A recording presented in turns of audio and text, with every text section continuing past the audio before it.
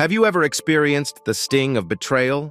Imagine finding out that your closest confidants were part of a shadowy scheme involving a mind-altering drug that targets the unsuspecting, including my wife, leading to a twisted tale of deceit and manipulation.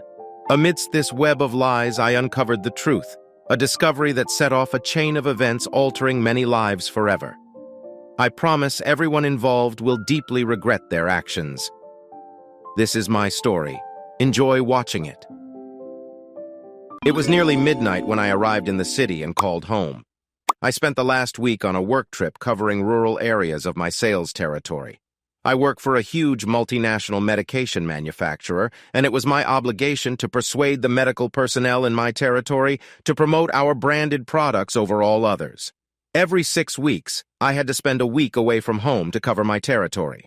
My day consisted of visiting one doctor's office after another, advertising our products and leaving free samples wherever possible, emphasizing the attributes that distinguish our brands from the competition. It was a game of averages. 1 out of 6 times a day, you might be fortunate enough to speak directly with the doctor. Most of the time, you were speaking with the chief nurse or someone assigned to deal with folks like me. My wife and I intended to pay off our debts before starting a family. I left on Sunday this week so I could arrive early in the week. In addition, when I completed my daily reports at 7 p.m. on Thursday, I received a call informing me that the regional sales manager had granted me permission to go home and take an extra day off with pay. I once again exceeded my quarterly goals. These trips at irregular times helped me get visibility while I worked in these areas. I worked unusually long hours on business trips, visiting various medical facilities after work hours. This may not have made a significant difference in terms of promotion, but when I completed my daily reports and delivered them via email, the results spoke for themselves. This allowed me to speak directly with more doctors than I would have on a normal day. Most of them had peaceful hours, making it easier to have open and honest one-on-one conversations with them.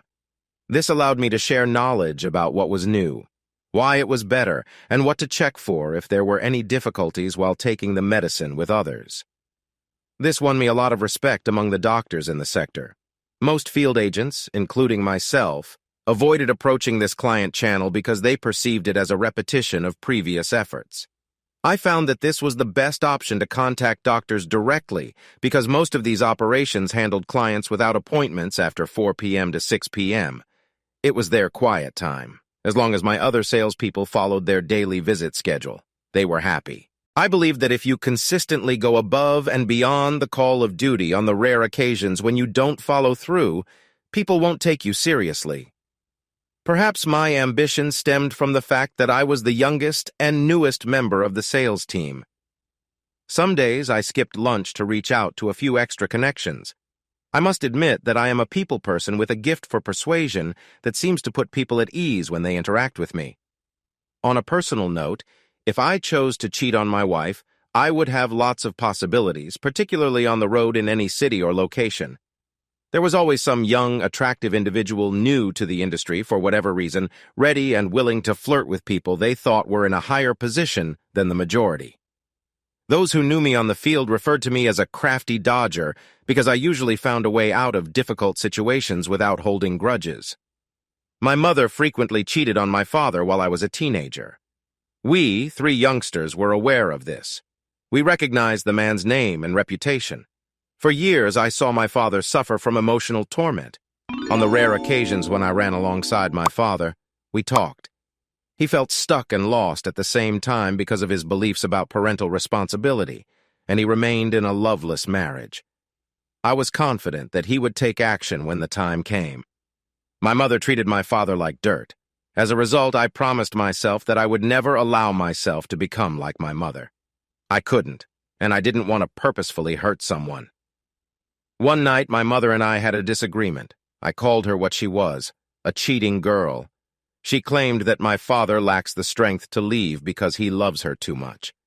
I warned her that her own comments might come back to her with enormous power. Mom learned the hard way how misguided she was. As soon as the last of his offspring, which is me, I graduated from high school. He got his retribution. They said it was an accident. But the facts still don't make sense to me. I still believe that because of what happened, his love changed to hatred, allowing him to exact revenge. My father confronted my mother and her long-term lover, who was also her employer, and demanded a permanent end to their relationship. My mother made the mistake of telling my father that he was not a man, and the only reason she remained with him was because he was such a wonderful provider. She then directly informed him that she would file for divorce now that their children had grown. He had only left the family home a few days prior to their separation. One evening before filing for divorce, my mother and her lover went to a new restaurant for the elite that had opened on top of a bluff outside of town.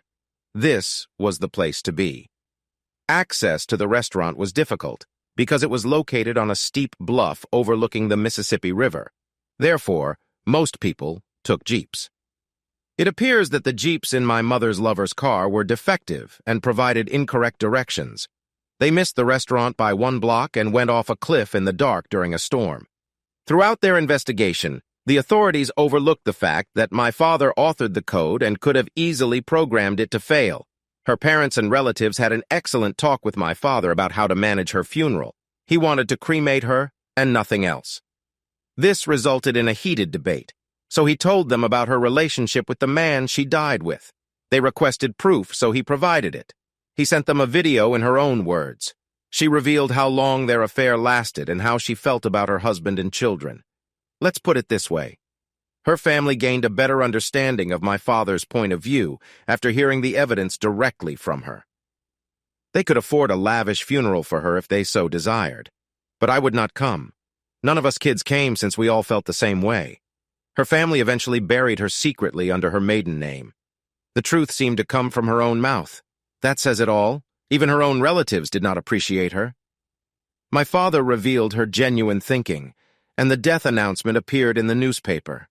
When it was all over, I took the last corner and was about to head home when I noticed another car parked in our driveway. I paused at the edge of the road opposite the curb to collect my thoughts, as I was already on edge owing to my parents' relationship. I approached the house carefully, utilizing my cell phone's flashlight function to illuminate the darkness. I looked through the garage glass and confirmed that my wife's automobile was present. This implied that the strange car parked in front of the house was not a replacement and had no cause to be there at that time of night. I checked the license plates on the automobile and discovered they were local. My wife is allergic to alcohol, so she couldn't serve such drinks to guests. Upon realizing that the security system was off, I opened the front door. It was unusual. We normally set the alarm before going to bed. We installed and operated the alarm system daily as soon as we bought the property, following the burglary of the wife's family home when she was a child. I walked to my gun cabinet and got my double-barreled shotgun. I had no idea what was going on, but I wanted to be prepared for the worst. After loading it with 1 round, I removed my shoes and walked up the stairs to the bedroom. The door was wide open, and I could see them both soundly sleeping, to read about their passion for lovemaking. Thanks to 1 lamp on the nightstand, a massive man was sleeping on top of my wife's back. There was blood on the blankets. The place smelled like stale sex. It is time to make a decision. I silently went back to the living room to think. Should I go back upstairs and remove them like my father did, or not? I'm not sure how much time I spent pondering. I finally decided what to do. This was neither the time nor the place to accomplish what I believed my father had done, since there would be no way for me to go. Whatever they did, they couldn't claim that this was an accident. I had to accept that they were not worth spending the rest of my life in jail for. It appears that my wife was going through her period. This explains where the blood came from. Regardless of how you looked at it, it did not appear to be consensual intercourse at first glance. So I called the police. I called 911 gently, claiming that I had come home to find a man I didn't recognize, apparently sleeping following sex with my wife. I requested that they send the cops in through the front door, which was open. After the call ended, I returned upstairs. I could hear sirens in the distance. As I entered the bedroom, I fired a shot at the ceiling. Gypsum dust fell all around and on them, and they awoke to find a rifle pointed directly at their faces. Doug Drysdale and my wife, Jenny, were both startled and shocked. I was the last person they expected to see. This was going to be entertaining before they had a chance to compose themselves. As they sat down, I spoke. For the time being, I propose we all keep quiet. I claimed the police were on their way. I'm not a big man, weighing only pound 160 and standing 5'9". I'm still 32 inches around my waist. At school, I participated in athletics. I excelled across great distances. This was something I did every weekend because, throughout the long run, I could feel the strain leaving my body. My wife, Ginny, weighed around pound 110 and had a thin figure, firm buttocks, and stunning full breasts. Her height was at most 5 feet and 6 inches. She worked as an executive assistant for a law firm. We met during our first year of university and lived together for 2 years before marrying. I adored her and had never expected this. At that point, I knew how swiftly love can die. The man who had been with her earlier stood 6 feet 3 inches tall and weighed 250 pounds. He plainly had a 40-inch waist, and his torso was almost entirely muscular. He was also my boss. His boss. I realized the only thing keeping me from going to the hospital right now was the shotgun in my hands. To everyone who knew him, he was a total asshole. When the cops arrived at my house, they called my name, and I responded by pointing to the bedroom. They went into the room with their weapons drawn, fearing the worst. When I entered, the first thing they asked was that I drop my gun on the floor, which I did. One of the officers pushed my pistol away first, then put his own away. They asked me to put my hands behind my back, which I did. They promptly handcuffed me and led me out of the room. They advised me to sit in the living room until they finished investigating the area. Another police officer dispatched an ambulance to check on my wife. I knew they'd wonder if I'd shot her in rage. A police officer detained a naked man after allowing him to put on his pants. News teams captured footage of him being placed half-naked in the back of a police cruiser. They broadcast the story live. Photographs captured my wife, Ginny, during her transfer to the hospital in an ambulance. This is where things became more fascinating for me. I was going to be the focus of attention. A female detective arrived and took command. After speaking with 2 cops who were examining the scene, she approached me. I told her my story, describing how I had returned home suddenly. She escorted me back to the bedroom, still handcuffed, and asked me to tell her what had happened. I showed her where I had fired the rifle through the ceiling. She checked the gun and discovered that I had only loaded 1 round into it. She described it as a really wise decision. This demonstrates that you are simply scaring them in order to get control of the issue. Considering your size in comparison to his, your action seems justified. It also negates any accusations of attempted murder, which I'm certain will surface during my subsequent interrogation.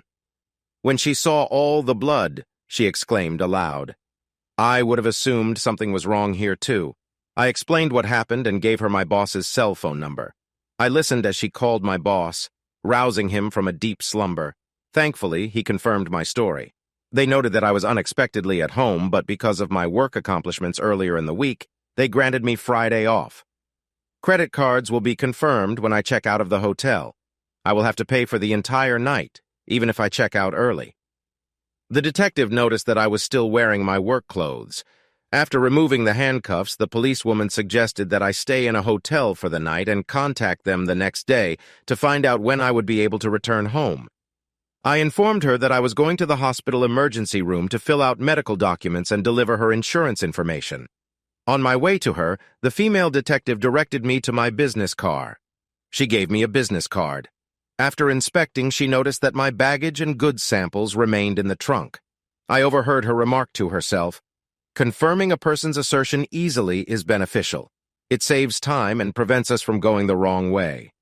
The morning newspaper mentioned Ginny and Doug Drysdale. We determined that this constituted adultery. "Colin, this is a disaster." Lucas stated that as a result of the media campaign yesterday night and this morning, the wives of other dealers have begun to speak up. It appears that our boss used our calendar to pick which women he would deal with, and we instructed our sales staff to have their wives report everything to the authorities. Today is a bad day for everyone. It's quite puzzling since some of what these women are saying about Doug makes no sense. Lucas stated that headquarters is worried about the potential leak of this information. "Thank you for informing me, Lucas, but we still don't know what is wrong. I said. "It looks like Doug planted something on my wife. If there are no charges, I will submit my resignation. I will not work for the man who cheated me." "Take your time," Colin Lucas responded. "Allow me to communicate your ideas to HR when I tell them what I have learned. You may not be the only one who feels this way either." He has utilized his tremendous position and knowledge in a way that threatens the entire organization. They did not want to deal with major legal issues. Lucas said, "I'm going to give you a week of paid medical leave to figure this out. Do not worry. I'll keep you updated on this side. I do not want to lose you due to your hasty actions." I found an affordable motel near one of our city's main entrances. After checking in, I slumped onto the bed in my clothes, having been awake for about 30 hours. When I woke up, it was already sunset. It took me a few minutes to gather my thoughts. After unpacking my suitcase and selecting some new clothes, I quickly showered and shaved before checking my phone. When I contacted the response service, I missed 8 phone calls. I discovered 6 messages left for me. 1 apiece from my wife's parents and my father, 2 from my employer with updates on what we've learned, and 2 from the female detective investigating the case. First, I called the police detective. "Hello, this is Colin McBride." I said, "Detective Benton, have you tried contacting me?" "Thank you for calling back," she said. "Your supervisor informed me you were awake all night. I hope you slept well." "Actually, I just awoke. It was around midday. When I checked in, I responded, 'How can I help? I have several questions for you.'" Detective Benton said, "More importantly, I have a lot of news to share with you. Following the morning media fog, we've presented a wealth of background material. This raises numerous doubts regarding what actually occurred. I was just about to get dressed and go out to dinner. I mentioned that I could grab something along the way and bring it to the station. "Well," she said, "since I hadn't eaten yet and you weren't a suspect, what if we meet somewhere within an hour, giving me time to change clothes and shower?" "That seems nice to me," I replied positively. "Name the location." She made it because I had time. I called Lucas and he responded right away. "Hey, Colin, have you spoken with the detective yet?" He inquired first, saying he'd meet her in an hour to address a few things. I stated that I called her as soon as I woke up. "And now I am calling you." Doug Drysdale appears to be nearing the end of his tenure with the organization. Our head office personnel department has instructed Lucas to terminate his job immediately due to his violation of the moral standards outlined in his contract. We discovered that 5 other sales reps had spouses who dated Doug often. Your wife was just one of them. By the time she finishes with him, Mrs. Drysdale has already hired a lawyer and plans to have him dismissed. Lucas indicated that he would be finished in every way. She appeared to be convinced that he was staying late, and after business meetings every Thursday, our head office has dispatched legal counsel to terminate him tomorrow. "Wow, they're moving quickly." Lucas explained that I had planned to dispatch 6 of you to the corporate office branch once the situation had calmed down. For the time being, I'll do both. Doug and I both work in this regional office. "Honestly, am I still on vacation for the next week?" I asked. Lucas said, "Yes, and for as long as necessary, with full payment." HR, I confirmed my choice. They even praised me for it. "Unofficially, they believe you are one of our best field agents and are concerned that we will lose you. Your reports consistently include new locations and marketing opportunities for us. With this complementary strategy for managing our products, we have seen a significant spike in volume from your location." I arrived at Olive Garden to find Detective Benton waiting for me. Rush hour at the eatery has already ended. The host quickly directed us to our table, which was half closed.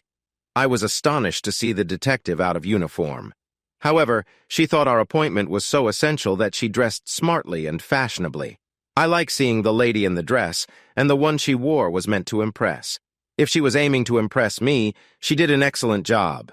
Detective Benton was blonde this time, but I could see hints of her dark side. She was roughly my height and had a good physique. If I were free, I'd like to know where this might lead. I wore black pants, a soft yellow shirt, and a black sports jacket. It wasn't particularly special to me because it was what I wore to work. As soon as we sat down, she told me that toxicology tests revealed no illegal chemicals in my wife's blood. The assertion that Doug Drysdale purposefully used a banned drug to intoxicate someone fades away. Doug Drysdale coerced 3 of the 5 other women into an ongoing affair. However, there were never any direct threats. Despite many hints, they only met with him once every 6 weeks on a Thursday night. Their memories of what happened and how it transpired are confused, which indicates that something is lacking in this case. She emphasized that his authority and influence on their husbands' careers. Each of the ladies was aware of the other's identities, and they all preserved each other's secrets in order to keep their husbands employed. They only saw Doug when their spouses were on business trips, and that was for one night.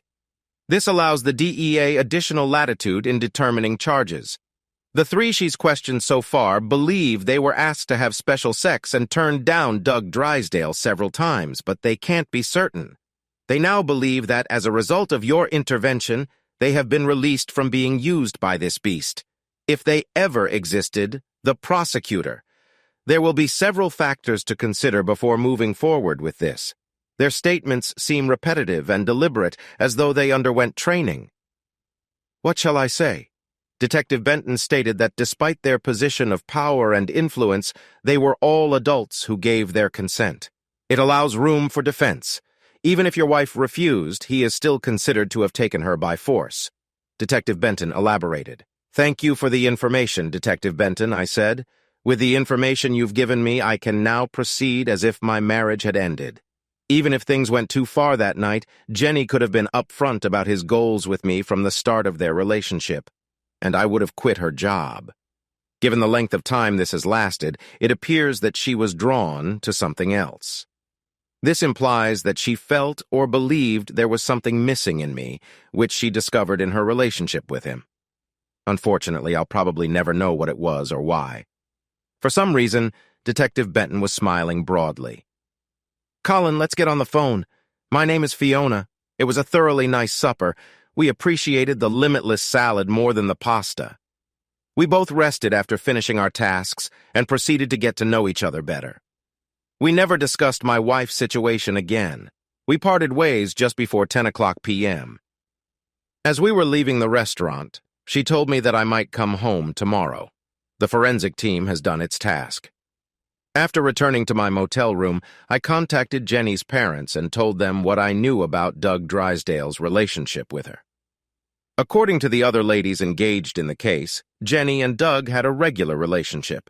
They met frequently while I was on work trips. This suggests that they started dating about 6 months after I started working. They were both in full shock.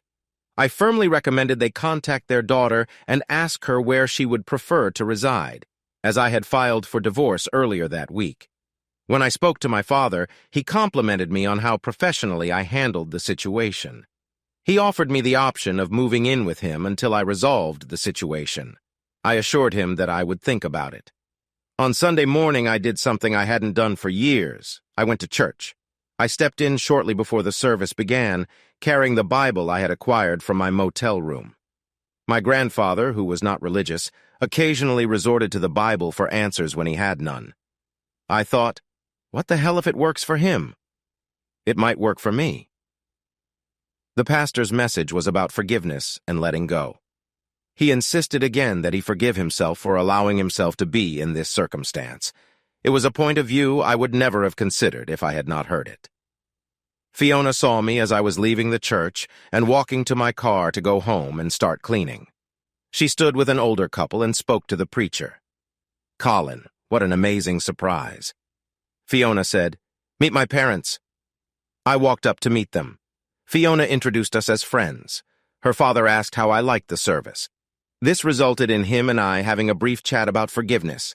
Fiona appeared astonished to see me freely expressing my point of view. I noted the pastor never said this, but he made me wonder. If we haven't forgiven ourselves for what happened, can we truly say we have forgiven others even if we have told them? Fiona's dad laughed. Fiona, your friend not only listens but also understands. He asked a question that I'll ponder about all day. Young man, perhaps you should write my sermons because I will also examine the scriptures to find the answer to your query. The pastor commented, "Your perspective has given me a new perspective on the true meaning of forgiveness. I hope you come back, because anytime someone doubts my lessons, it forces me to obtain a deeper understanding." Fiona and her parents have invited me to dinner. I refused, explaining that I never eat a large lunch before a long run. Fiona inquired where I was headed. I replied that it was to the university stadium, which had a 1-mile-long circular. I planned to run it at least 3 or 4 times, maybe more if I could. I hadn't planned on going for a run, but now I think I should. It took around an hour to get to the stadium. I had just set down my backpack and was getting ready to start my first lap. When I saw Fiona approach me, she was clothed in workout clothes and sporting a headband similar to mine. We ran together. I needed to slow down so she could keep up with me. She had to stop after 3 laps. I ran another lap. This time, really. Moving faster. After I finished, I sat down and got out a bottle of water. When she spoke, I took a large swallow of water. Fiona commented that I am a little out of shape because I do not have a running buddy. So when you explained your ideas, I decided I'd give it a shot. Thank you for slowing down so that I could match your pace. Not an issue. It is good to have company. I generally do this alone. I mentioned that I would do this alone if I had the time. I also enjoy going hiking and rock climbing to keep my spare time interesting. The Trail of Tears State Park has excellent hiking paths. Fiona stated that the hike along the cliffs overlooking the Mississippi River can be rather difficult. I smiled and remarked, "This is one of those places you don't go on a rainy day. If you go, you're just asking for problems." After I had cooled down, we strolled back to our automobiles. Fiona stated, "When I told my parents, I skipped lunch to try to join you for a run." My father answered, "Then try to get your friend to come to dinner." I told him I had just met you during a police inquiry. He smiled and stated that if that didn't scare him away, he wasn't the one in trouble. Right? To be honest, I was considering doing something. I stated that I was as angry as I could. To be honest, we had all been thinking about it. Fiona responded, "There are times when I believe the simplest solution is to place a bullet between someone's eyes. But our values will not let us do that. If I weren't so emotionally weary, I would gladly accept your parents' offer, but I need to sort my emotions out first. It's best that I don't do this." Fiona grinned and replied, "That's exactly what I expected you to say. Call me next weekend if the weather is nice. We can go camping." I said I'd call and went home to begin cleaning. I got home and changed into jeans and a t-shirt. I shifted my belongings to the guest bedroom. I was about to pick up some garbage bags when I heard a knock on the door. When I opened it, I realized that it belonged to my father and mother-in-law. They were as sad as I was. They went to Jenny but couldn't find out anything. My father-in-law assisted me in removing the mattress and bed base from the residence. My mother-in-law packed the linens for the trash. They informed me that they were there to pick up Jenny's clothing and personal items. We worked together to carefully pack everything. I made it obvious to them that I did not believe it was their responsibility.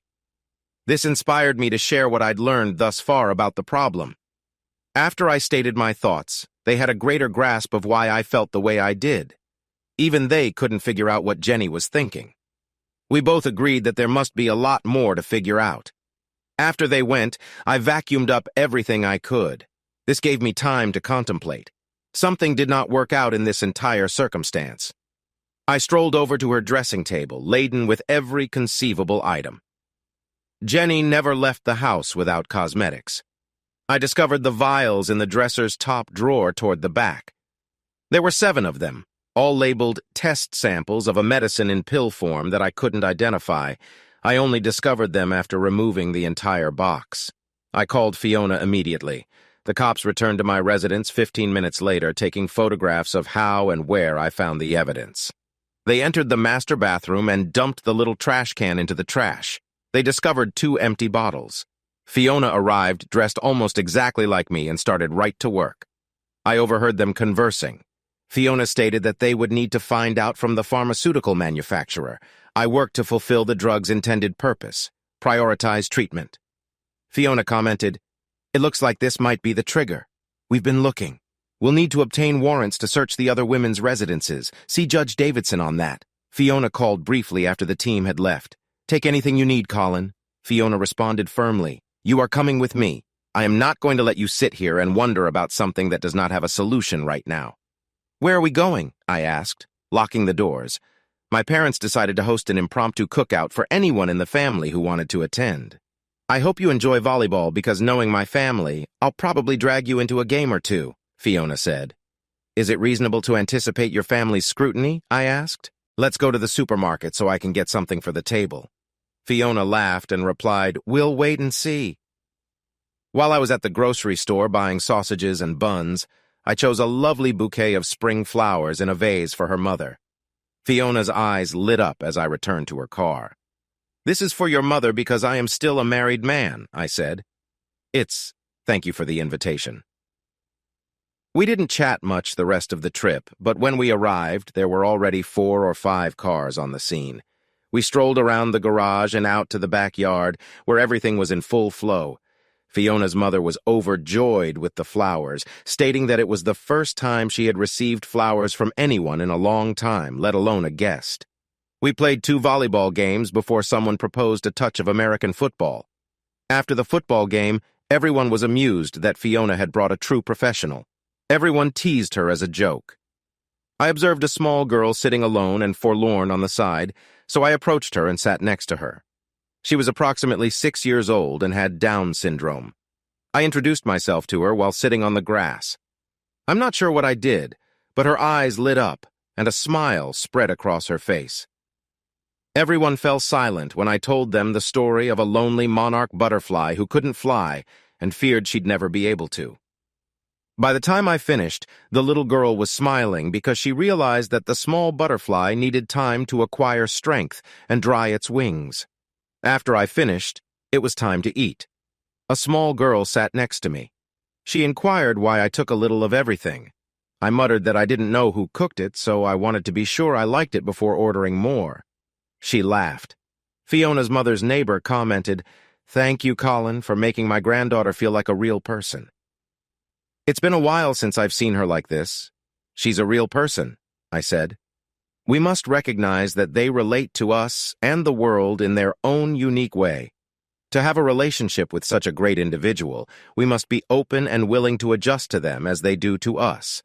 This is more challenging for us because we are so ingrained in our behaviors." Unlike others, I remained mute when I noticed tears in the woman's eyes. After dinner, I called my sister to tell her about the little girl I met and proposed that she and her daughter meet. My sister was in favor, so I gave my phone number to the baby's grandma. She lost both her parents in a vehicle accident a year ago. Her grandmother overprotects her because she is so busy caring for everything. Fiona asked, "Who is she talking to on your cell phone?" My sister and her daughter are in the same predicament. I said. Both girls seemed to be looking for a companion who was similar to them. Fiona leaned up to me and gave me a soft kiss on the cheek. Everyone noticed but didn't say anything. Fiona's mother found out about what I had done from her neighbor as we said our goodbyes for the night.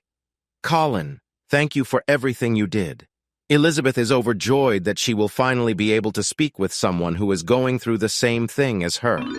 They will meet in the park tomorrow after school," she stated. "I'm not sure what brought you two together, but my husband and I hope to see you again."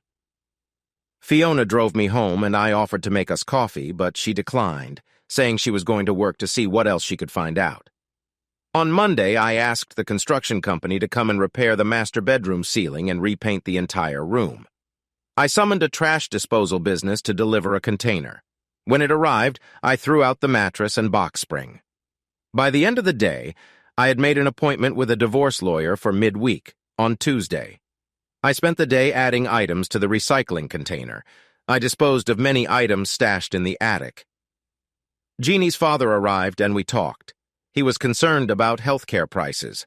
I explained to him that my insurance would remain active until the finalization of the divorce, but she would be responsible for covering the cost herself. On Wednesday morning, Lucas contacted Colin after I had just left the divorce lawyer's office.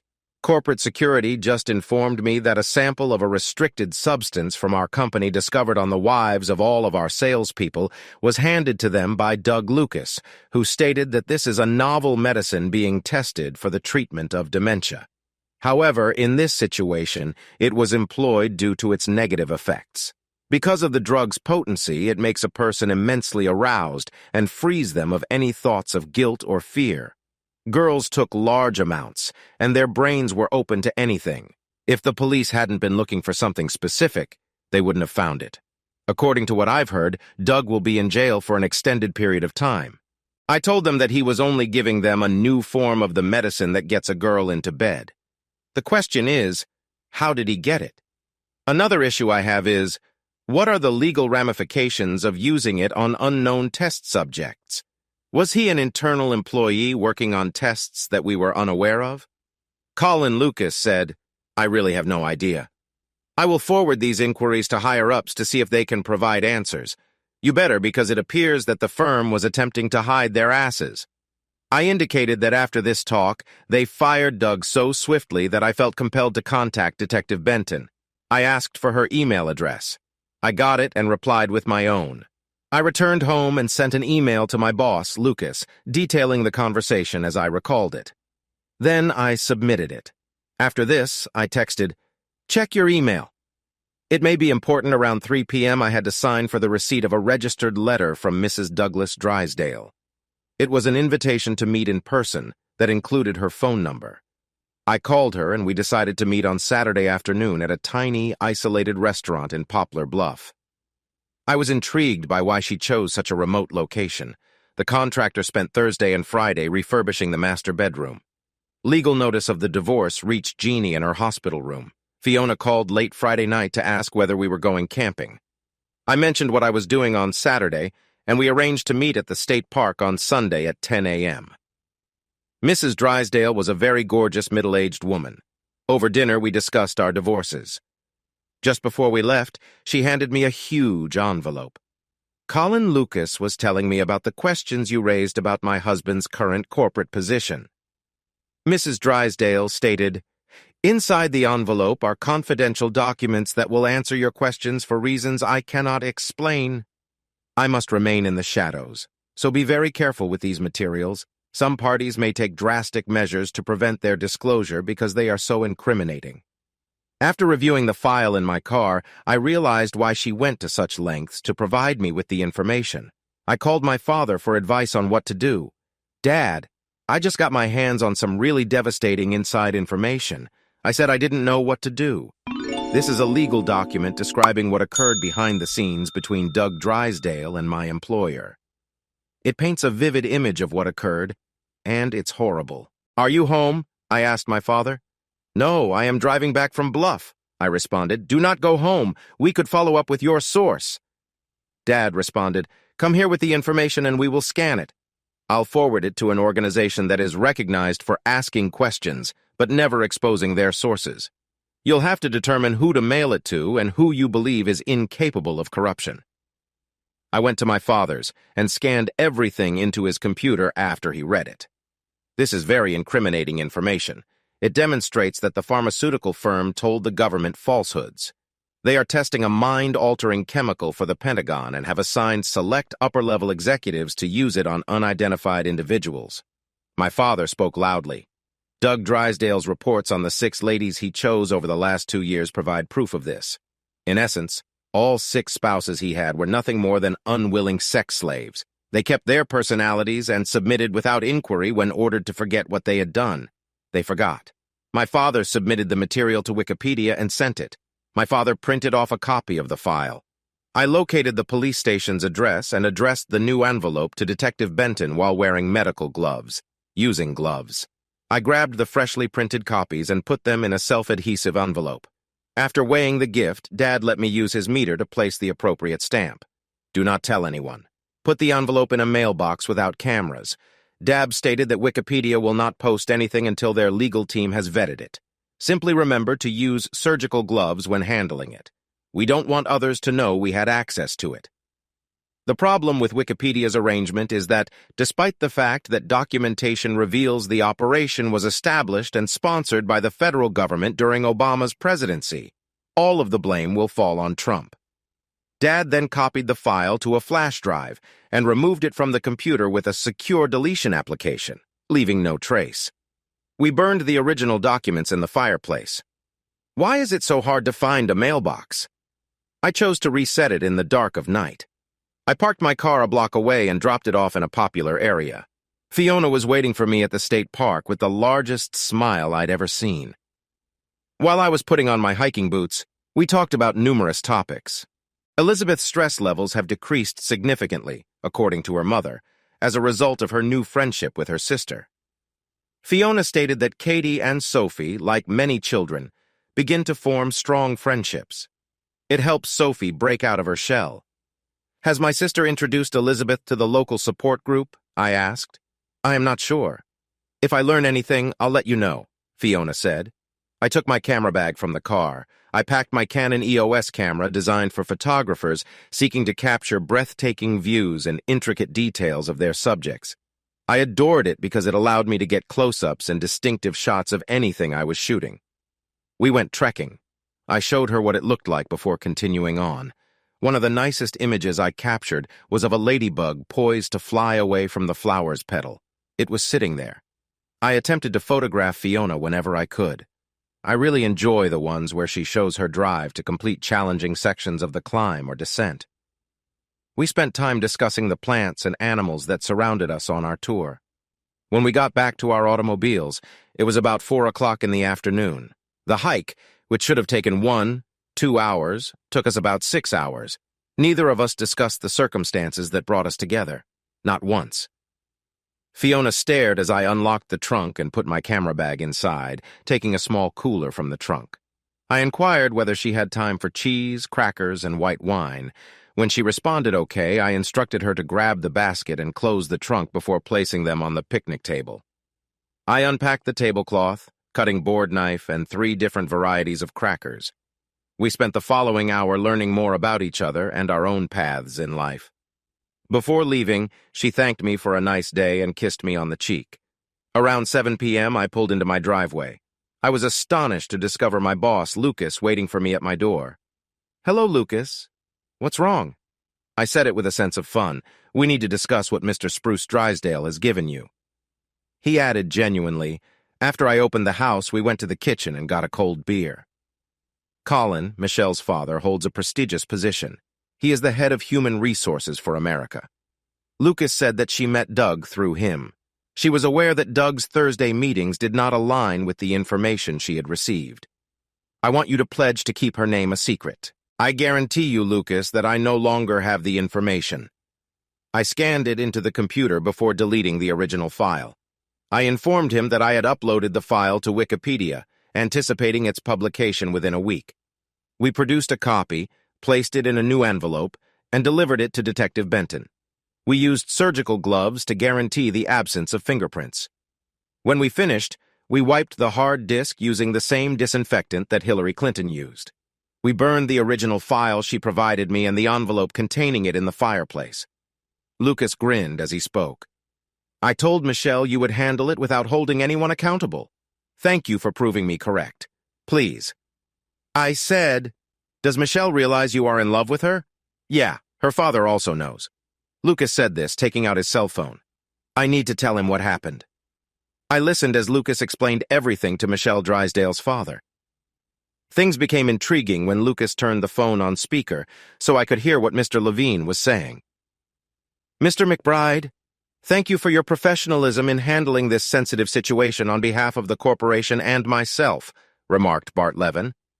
"Many of us in top management fiercely oppose the treatment of innocent people in order to fulfill a government contract." Bart Levin stated, "On Monday, we will announce Lucas's promotion to replace Doug. I'm offering you his position if you want it. I accept it. However, I must express my gratitude to all of you, as it signifies Doug's long-term absence.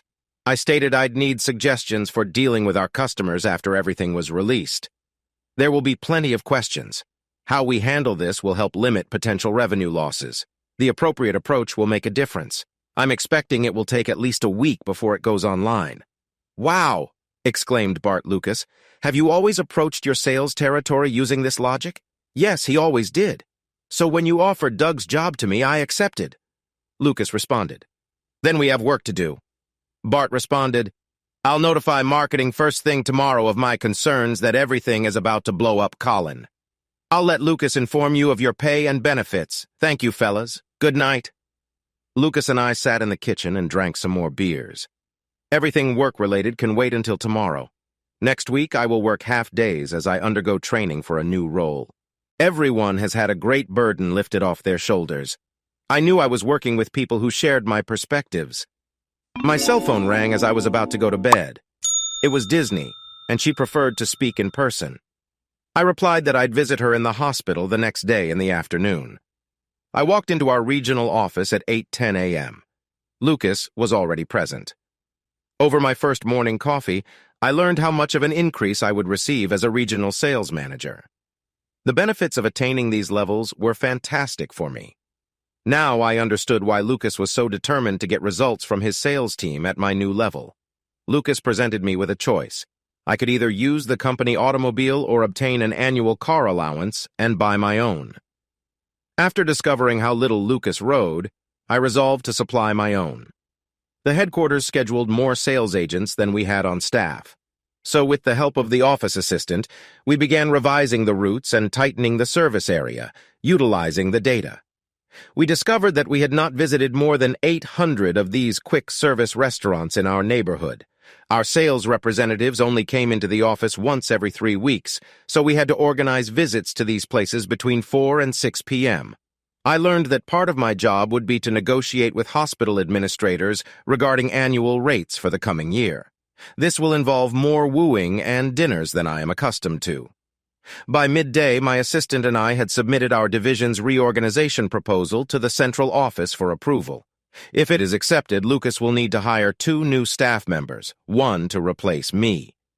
We designed the revised routes to save each driver an average of 150 kilometers per day. The annual gas savings alone will save you thousands of dollars and give you more time to visit our customers. This minimized the need for our reps to frequently be away from their families. In our proposal, I suggested conducting company-wide route updates and adjustments at 2 p.m. at least every 2 years.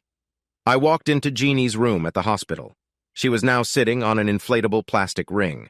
I requested that her father accompany me since I wanted to remain calm. We both discovered that her recollection was unclear. All she remembered was that he appeared every 6 weeks when her father told her what we now know to be true. She couldn't comprehend how she had allowed this to happen. She explained that physicians revealed she was 3 months pregnant. We both agreed that we should perform DNA testing before discussing anything. When we left the room, her father informed me that he believed she was lying. I advised him to refrain from making hasty assumptions just yet. For now, monitor the situation closely. I said, "Do you believe her?" he asked. I replied that I was filing for divorce due to irreconcilable differences, not infidelity, as my father-in-law's trust was the most damaged, not anything else. On Wednesday, I came into my new office and discovered that corporate had approved our plan. Lucas mentioned that he had previously tried this, but the presentation of the economic rewards made it acceptable to them. In this game, you have offered them more productivity, lower prices, and greater coverage. This strategy is highly effective and comprehensive. I went to a florist and ordered a dozen yellow roses in a lovely vase for Detective Benton to deliver to her office, along with a message saying, "Thank you for your friendship." It appears she was on the phone with the district attorney. When they were brought inside, she texted me as soon as she was free. "The flowers are gorgeous. Thank you." "Dinner is at 8 p.m. at Red Lobster," I responded. "That sounds wonderful. I'll reserve a table before leaving at the end of the day at 1 o'clock. I addressed the office assistant. "Tony, I will take over as sales manager early next week. I'd like you to become my executive assistant." Tony broke into a smile and replied, "Yes. Tony, since all of our sales agents own Jeeps, let's do a comparative test over the next 3 days. I stated that by comparing the date and time of their stops to GPS data, we can detect some deceptions that I can use in our next meeting. You aren't planning to fire anyone, correct?" Tony expressed concern. "No, I'm not Doug. I know everyone has been coping with a variety of issues.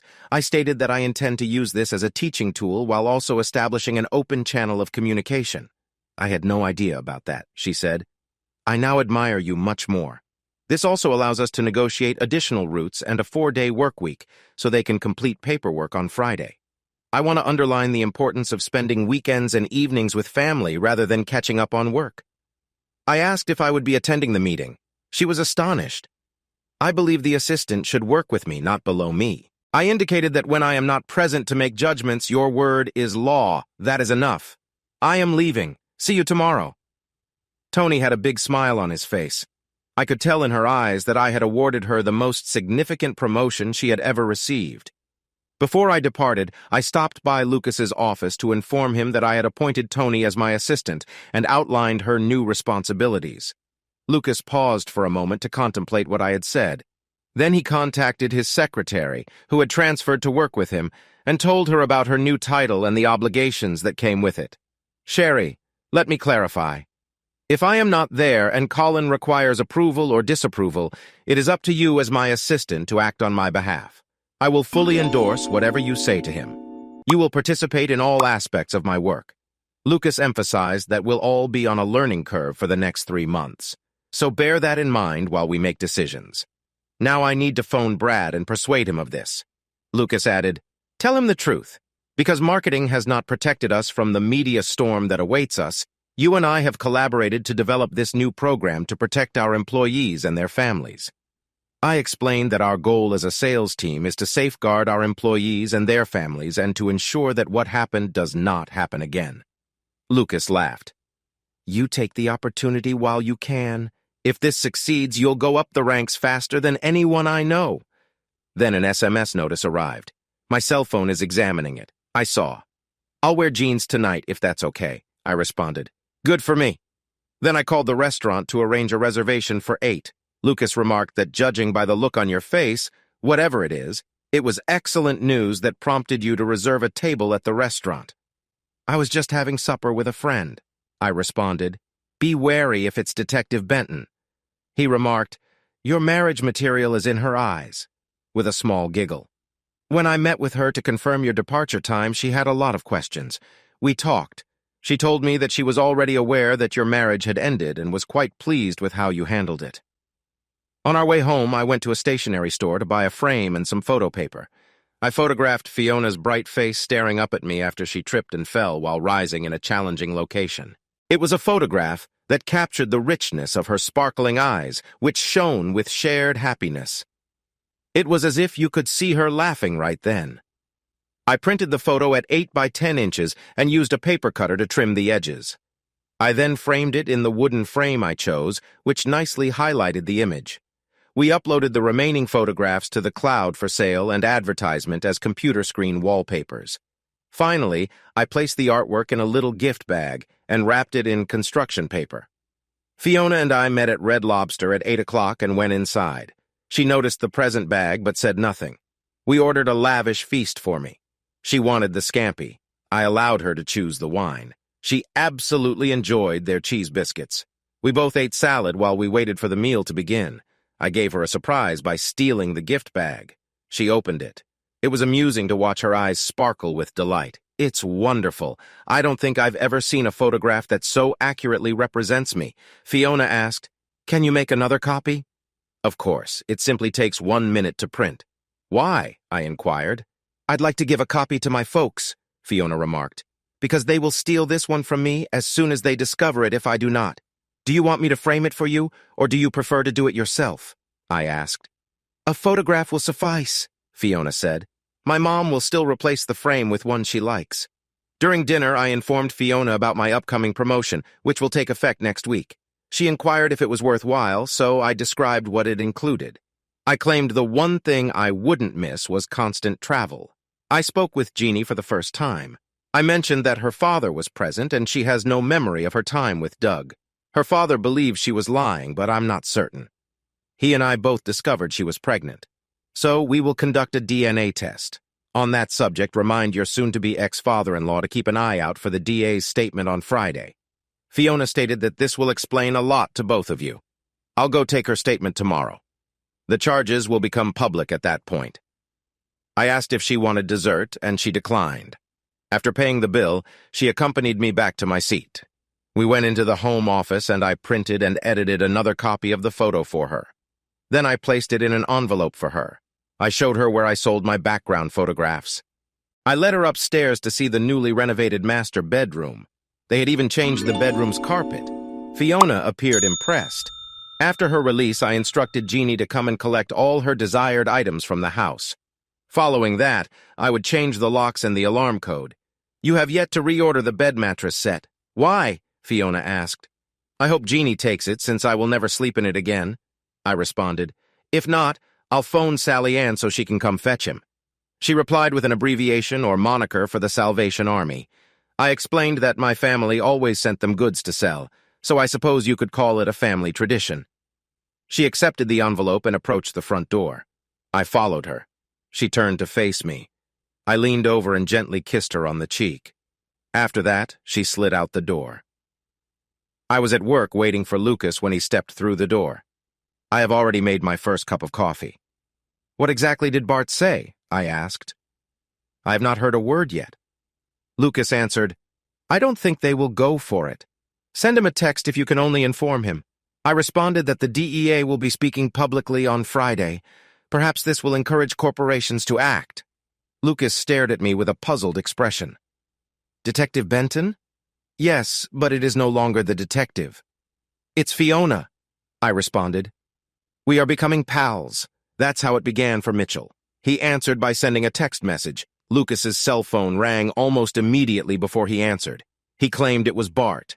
He advised the marketing staff to be prepared, but they dismissed it. Lucas turned on the speakers. I listened to what they were saying for a while. Gentlemen, I will respond once the DA speaks. I answered, both of you will act as if you know nothing. Brad, if you are asked on Monday morning, you can say everyone you spoke with and what I said. I suggested that you buy the corporation. It's time to come up with a credible solution. Brad said, we're saving our skin again, Colin. But how are you going to pull this off? Easy. I'll be in the throng listening to the district attorney. When he issues his press release, I replied, okay, gentlemen. You both now have executive assistants as part of a test program, Bart said, for a year. Finally, we will make a decision based on the results. Lucas gave me a smile. He then said his goodbyes and closed the call. Well done. Are you confident you can pull this off? Just 1 minute, I will call you, I said. I went into my office and contacted a close buddy who works for a local television station. After describing the scenario, they stated that it would be an excellent chance for them. The press will contact me once they learn the start time. I approached Lucas's office door and said, everything is set, so let's make an announcement to the office staff today. Lucas emerged from his office and informed the team about the promotions of our former assistants and my appointment as regional sales manager. Lucas explained that we restructured the office and sales routes in response to recent events. Colin and I feel that the modifications we have implemented will allow our employees to spend more of their personal time with their families rather than catching up on work. We have taken these steps to ensure that this doesn't happen again. As I departed around 1 p.m., there was a palpable sense of newfound enthusiasm. It was amusing to see Fiona standing close to the DA when he presented what they discovered during Doug Drysdale's probe. Under the guise of experimenting with a novel method of contraception, all 6 girls received psychoactive substances. They eventually announced the charges against him. If proven guilty, he faces a lengthy prison sentence. I stood at the entrance to the hall, dressed as I always do on weekends.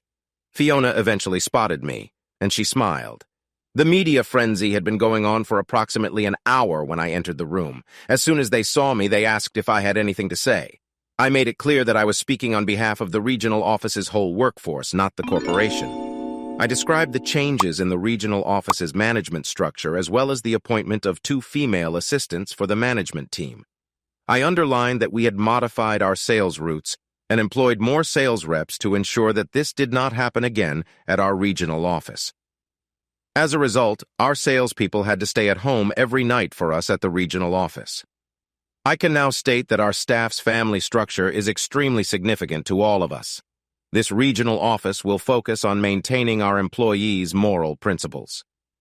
After the commotion subsided, Fiona took my hand and escorted me to the district attorney.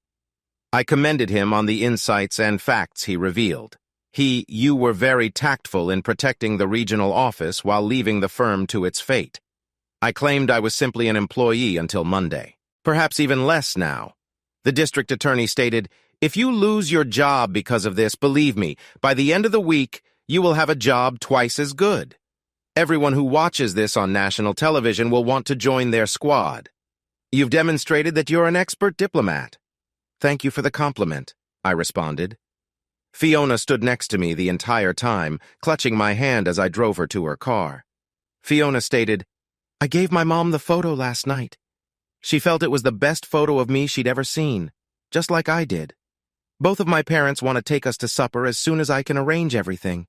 I laughed and spoke, "But I am still married, in name only." Fiona stated, "I saw you throw your wedding ring in the trash on Thursday night because your love for her had died. I will be here till you are ready to love again. Better call your mother and make this supper materialize." I said this just before kissing her on the lips for the first time. Fiona called her mother. It amused me to hear her mother squeal with joy. They chose to go to a more costly restaurant in the casino at 8 p.m. I last went there with my parents when it had just opened, and we all thought it was a flop. Jeannie texted me to say that her family would assist with her move on Saturday. I promised to make sure I wasn't around. This will give her the freedom to make her own decisions without having to argue with me. I followed Fiona to the property she rented. Fiona took good care of him, and she had 2 female cats. While I waited for her to change, I got into my answering machine and changed the message to, "I need some alone time. If you have an emergency, please write me an email. Otherwise, please leave a message, and I will get back to you tomorrow." Few people anticipated the commotion this statement would provoke. The fact that if someone listens to it, they will realize that I will not answer until tomorrow. Regardless of the conditions, the conversation with the district attorney made national headlines. My indirect denial of the events detailed by the DA. Many concerns arose when the DA exposed the procedures put in place to protect people at the regional office, particularly when it revealed that my soon-to-be ex-wife was one of the victims of an unlawful human trial. Surprisingly, the dinner at the expensive casino restaurant was better than the last time I tried it, but it's still not worth discussing or explaining the price on a Friday night in the Cape when the restaurant isn't busy. He said a lot. Mr. and Mrs. Benton saw the interview on the local news at 6 p.m. and had numerous questions. They eventually came to the same conclusion as me about what trust is. Mrs. Benton couldn't stop raving about the photo I'd shot, which had become one of several along the hallway heading up from the first floor. After supper, Fiona's parents went to the casino to play the slot machines. They invited us to attend, but I declined, citing that my mother spent many evenings there and I didn't want to be reminded of her.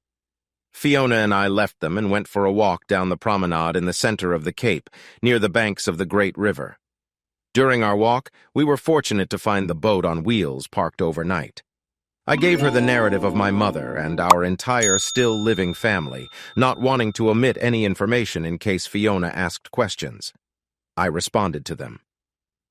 Your father established high expectations and sacrifices for you as a father. Fiona claimed Dad prioritized parenting you and your sibling above all else. What will you do if Jeannie's child turns out to be your own? That is no longer a question. I stated that the drugs she was taking resulted in a spontaneous abortion. Doctors believe this is due to the diet she had to follow while in the hospital as well as the drugs she was on for so long. Doug had rendered her body incapable of carrying a fetus. God. Fiona responded, Can this issue grow much worse? Her life has been shattered, as have the lives of all the other women who were linked to Doug. The majority of these women will file for divorce. Their civil suit will cost millions. What additional information about this drug is required? I expressed it with importance. What side effects does it induce, and what are the long-term consequences? Fiona looked at me as if I had smacked her with something serious without warning. She gathered her thoughts and added, When we get home. Fiona responded, I'll send an email to the DEA about your concerns and why. This is a question he needs answered as soon as possible. It was almost 11 p.m. when I took her home. She welcomed me in, but I refused. It was too early for a serious romance. I had just gotten out of the shower and was getting dressed on Saturday morning when my cell phone rang. It was Lucas, and everything went wrong. The corporate department is panicking. They were upset that marketing did not take his problems seriously. The corporation echoed my statement about safeguarding the regional office. The R&D department was having serious difficulties. They never received authorization for their actions. There will be consequences. We congratulated Brad for his problem-solving skills and his endorsement of the improvements we made. Following a careful review of my initial idea, The board of directors recognized the benefits of the current scenario and directed us to implement the improvements we made throughout North America. I stated that the board of directors would dismiss the R&D department, claiming they were loners operating behind the scenes. Colin, the local DA, is preparing another press statement. "Do you know what he will say?" Lucas asked.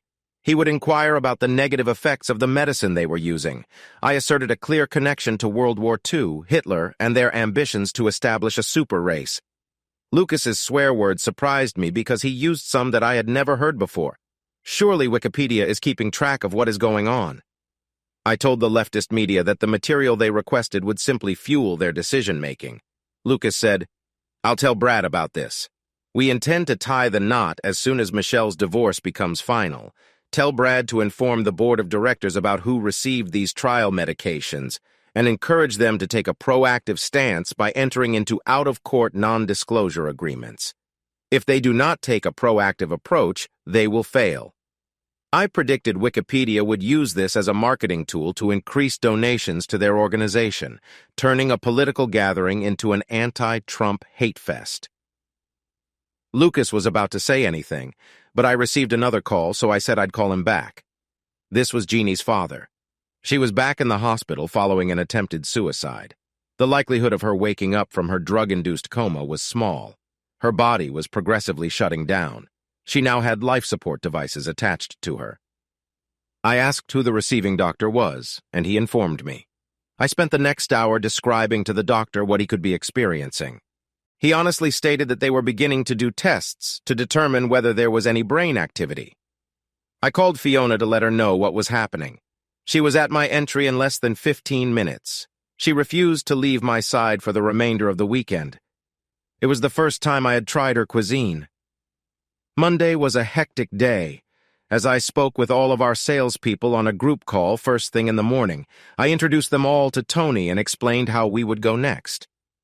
I then called the other 5 victims' wives separately to tell them what I thought they should do with their ladies in terms of medical treatment. When they learned of my ex's attempted suicide and her present medical condition, they took my counsel seriously. I told them to take a day and seek the assistance they needed to move forward. When Lucas finally entered my office, I believe I appeared fatigued. 3 hours later, the good news is that we were the sole North American office involved in this, Lucas began as he sat down. Researchers have discovered 2 additional sites. One is in Argentina, one in Georgia. A team of lawyers is already in the air preparing to speak with the victims and their families. Swiss authorities have received those involved at the corporate headquarters in Vienna. I nodded my head. Denise, my father, and I just had a long conversation. Doctors. She was brain dead. I'm going to pick him up, and we will both go. Allow them to switch off the life support. I'll stay in the hospital with him till Jeannie passes away. Lucas noticed me stand up and move for the exit. After I departed, he got the entire staff together and told them what was going on. He then entered the office, closed the door, and called Detective Benton to advise her of the situation. On Monday afternoon at 4 p.m., we pronounced Jeannie deceased. Her father and I have arranged for cremation and a memorial service. On Tuesday morning, a private ceremony will place her ashes in the family plot. Doug Drysdale's case now includes a murder charge.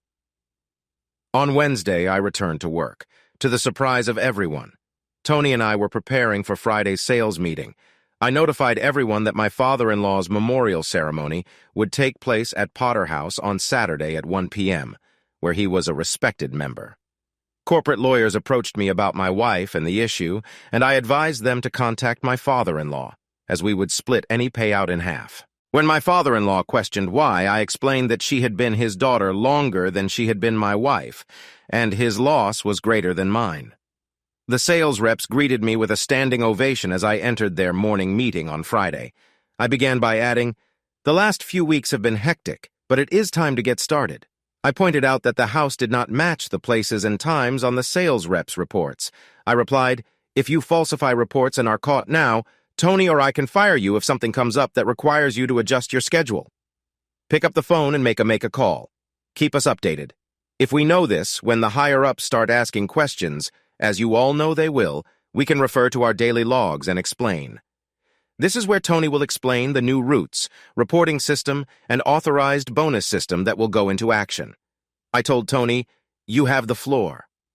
She delivered a wonderful presentation to the representatives. I supported the idea of visiting GP clinics based on the increase in market sales I exhibited. She made it apparent that thinking outside the box and putting in a little more effort would eventually lead to me becoming the youngest sales manager. Each of the salespeople was ecstatic. They could now spend more time with their families thanks to the system's setup. I have to acknowledge that Potterhouse has done a good job. Michelle and Lucas, as well as Fiona and her parents, were all present, along with Bart Levin and his wife. All of the sales reps and their significant others showed up to offer me moral support. The sight of the DEA with his significant other astonished me. The majority of Jeannie's co-workers were in attendance. We extended an invitation to those who desired to return to my father's house for free food and drinks. We also distributed pamphlets on how to get there. Quite a few individuals came to the service. During the post-service communication, I was sitting with Jeannie's parents and my father when Bart Levin handed me an envelope with the words, "This is on behalf of the Board of Directors. Thank you for how you handled everything. Your prompt response enabled the firm to mitigate the overall situation, allowing them to use time to reduce publicity. Just so you know, we will cover the sales representatives and their wives' medical bills for the rest of their lives and have reached an agreement on a monetary settlement." We introduced Fiona to my father, Colin McBride, my sister Karen, her husband David, and their daughter Sophie. Everyone noticed how close she kept to me all day. I couldn't return home. He was serving overseas with the Air Force. Finally, once everyone had departed, I relaxed and had my first beverage. Fiona handed me a tray of food and told me, "You should eat something because I know you haven't eaten anything all day." "How do you know?" I asked my father.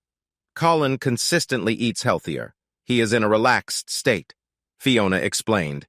It was easy to envision what he had been going through in recent weeks.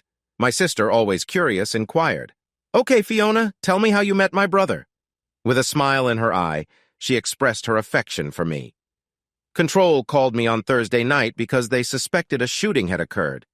"The first time I met your brother, he was sitting on the couch in handcuffs, smiling." "Colin, was she the detective who looked into all of this?" my sister inquired. "Yes," I answered. By the conclusion of the first weekend, we were becoming acquainted with what we had both gone through. It drew us closer. "So, in order to satisfy your curiosity, we're both interested in seeing where this takes us. Karen, Colin was with my parents when he called you about Elizabeth and her granddaughter. I urged him to come so he wouldn't be concerned about unanswered questions. Fiona claimed that she was watching him interact with Katie. That made me want to get to know your brother better. Our region has recently had 2 of its best quarters ever. Overall growth in this sector was among the top 100 around the globe. We had numerous reasons to rejoice. My ex-father-in-law was able to retire early. Even after sharing with me, the portion we signed up for guaranteed him a lifetime of security. Doug Drysdale's trial concluded with a conviction on all charges. I sold the house and belongings and moved in with my father. I kept the 2,000 shares the board of directors gave me in a safe deposit box at the bank.